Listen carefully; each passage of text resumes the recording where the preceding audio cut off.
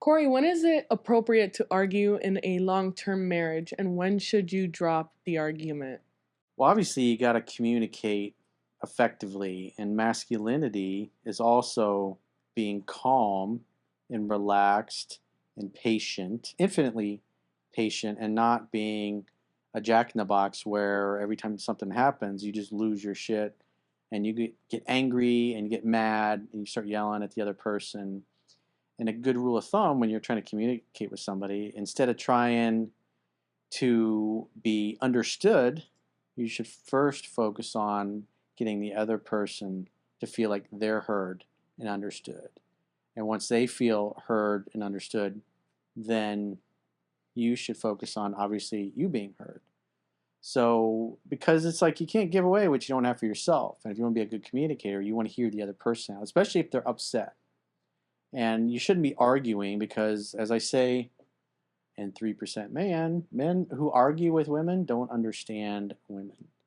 And when you're experiencing pain in a relationship, it's because you're focusing on yourself and what your needs aren't being met.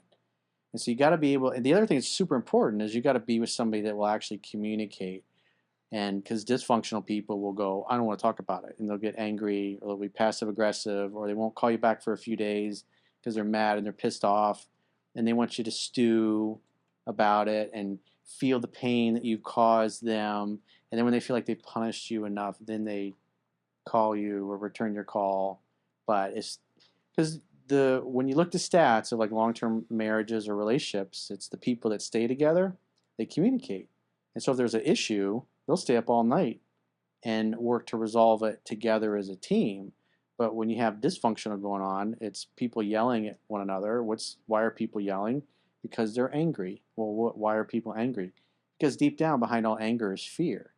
And we have two primary fears: fear that we're not enough, in other words, we don't have what it takes, or fear that we won't be loved and accepted by our friends, our family, or our peer group. And so if we're afraid that we're not going to get the love that we want, or we're afraid that the relationship's going to end or it's not going to work out, then the anger tends to come over. And so you got to understand when somebody's really mad and really pissed off at you, deep down they're afraid. Maybe they're afraid of losing a relationship. Maybe they're afraid that it's just not going to work. And so they tend to get angry. So if you bring, because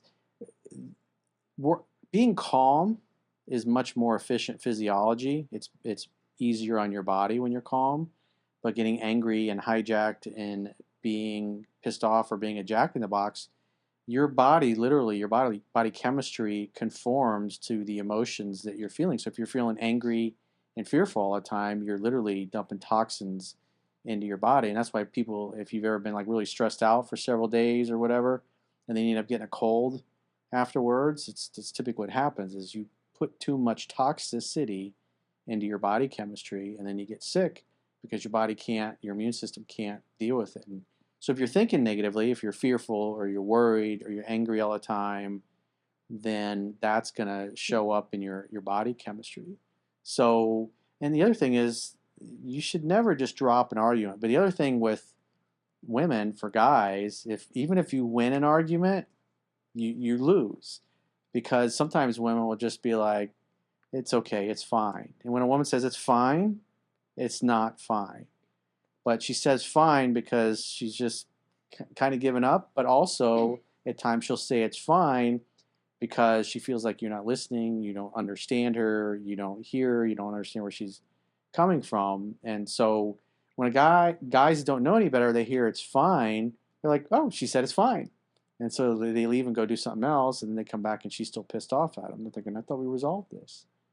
And so you got to understand, as a man, you got to pull it out of your girl. You got to get her to talk so she feels heard and understood. Because when she feels heard and understood, the legs open. When she doesn't, the legs close. I feel like there's a point. I mean, in this case, this person asking in terms of long term marriage, but this obviously, in a way, applies to Applies to long all your term relationships. relationships, Yeah. your friendships, your coworkers, your employees, your boss. You, you know, whoever you spend most of your time with. As they say, the 5 people you spend most of your time with is who you're going to become like.